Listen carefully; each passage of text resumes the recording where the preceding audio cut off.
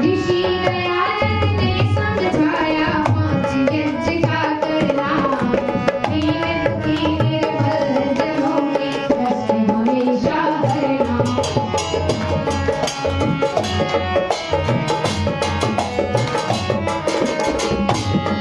दूसरा यज्ञ जो आप सबने मिलकर के किया है क्या? देव यज्ञ तो श्रेष्ठ कर्म कहलाता है, जीती से हाथी तक सुख पहुंचाता है।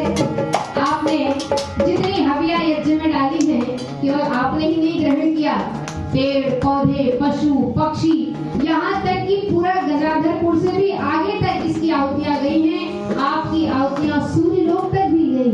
अथर्ववेद के मंत्र में स्पष्ट कहा है ये सूर्य क्या है? ये सूर्य जो है अग्नि क्या है? सूर्य का पुत्र है। जो भी हवि हम इस पर डालते हैं ये हमारी आहुतियां सूर्य लोक तक जाती हैं और परमात्मा इसे 1000 गुना करके हमें वापस देता है। कितना पुण्य का काम जो लोग रोज यज्ञ करते हैं, जरा सोचिए वो करते हैं, केवल अपने ही लिए नहीं सारे संसार के सुख की कामना करते हैं। इसलिए यज्ञ कैसा है? सबको सुख देने वाला है। तो कह रहे हैं देव यज्ञ तो श्रेष्ठ कर्म कहलाता है, चींटी से हाथी तक सुख पहुंचाता है। नभू में स्वाहा से आसमान, घर रहता शमशान समान। नभू में स्वाहा से आसमान, घर रहता शमशान समान। मान करो विद्वानों का, हर समय पाप से डरना हो।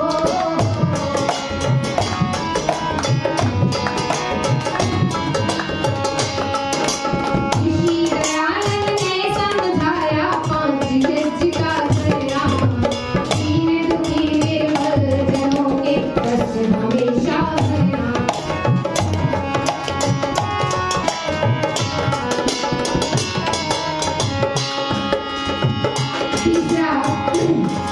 तीसरा यज्ञ बहुत अच्छा बताया है क्या?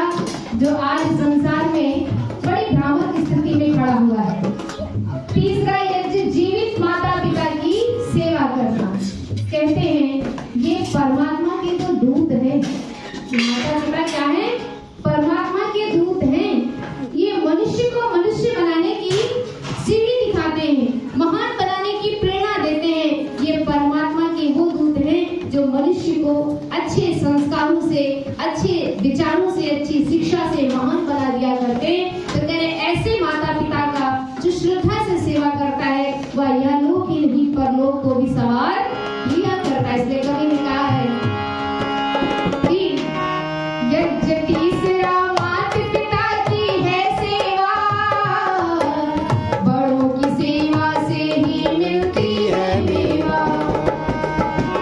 यज्ञ तीसरा माता पिता की है सेवा, बड़ों की सेवा से ही मिलती है मेवा। करते जीते जी सब अर्पण, ना कर मरने प्रसाद और तर्पण। करते जीते जी सब अर्पण, ना कर मरने प्रसाद और तर्पण। भूखे पेट घर मरा बाप मुश्किल है श्राद्ध से करना। बहुत अच्छा।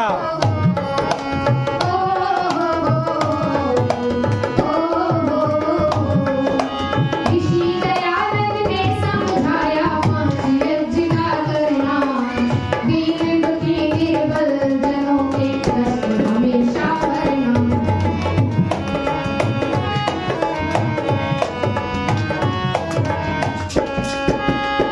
और चौथा यज्ञ बताया क्या?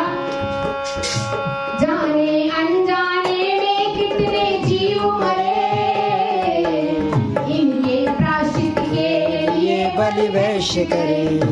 कितनी चींटियां पैरों के नीचे आ जाती है, जाने कितने में मच्छर काट देते हैं हम लोग। मरे। इस पाप से कैसे बचेंगे?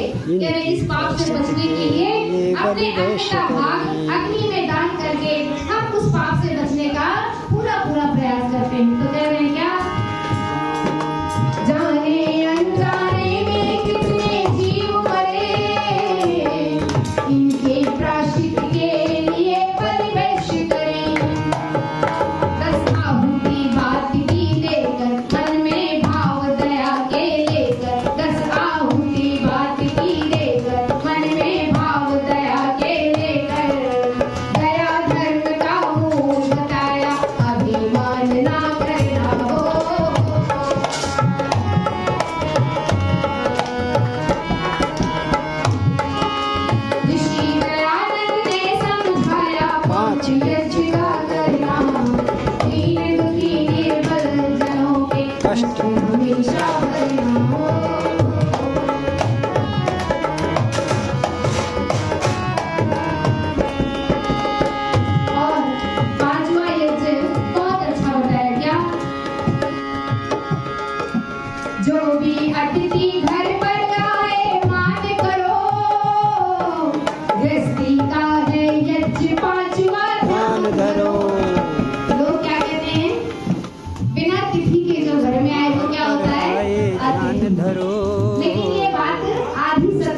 बात ही गलत। बिना अतिथि के तो चोर भी आते हैं, लुटेरे भी आते हैं, डाकू भी आते हैं। बता के आते हैं क्या? तो अतिथि उनको नहीं मानेंगे। कौन? विद्वान सो अतिथि।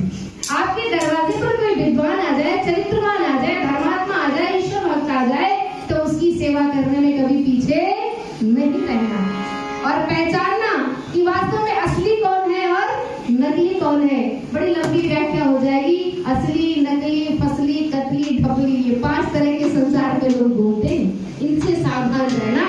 इसलिए कह रहे हैं, जो भी अतिथि आए घर पर मान करो, गृहस्थी का है यज्ञ 5वां ध्यान धरो, करना इन्हें यथाशक्ति से, मत होना विचलित भक्ति से, करना इन्हें यथाशक्ति से, मत होना विचलित भक्ति से, करना अच्छे काम तुम्हारा बचताएगा वरना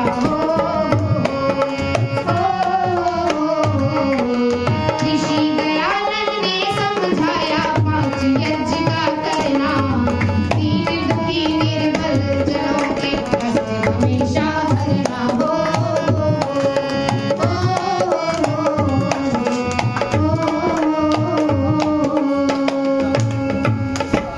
ब्रह्म यज्ञ, देव यज्ञ, पितृ यज्ञ, बलिवेश यज्ञ और अतिथि यज्ञ, इन यज्ञों को करके मनुष्य अपने मानव जीवन को सफल कर सकता है। बस थोड़ा सा हमें जागरूक होते हुए सत्य को समझ करके कार्य करने हैं, तो जीवन में सुख और आनंद की वर्षा परमात्मा करता है। मैंने थोड़ी सी विचार प्रातःकालीन के इस सुंदर वातावरण में मैंने रखा है। इन्हीं शब्दों के साथ आपका बहुत बहुत धन्यवाद। बोलो वैदिक धर्म की जय।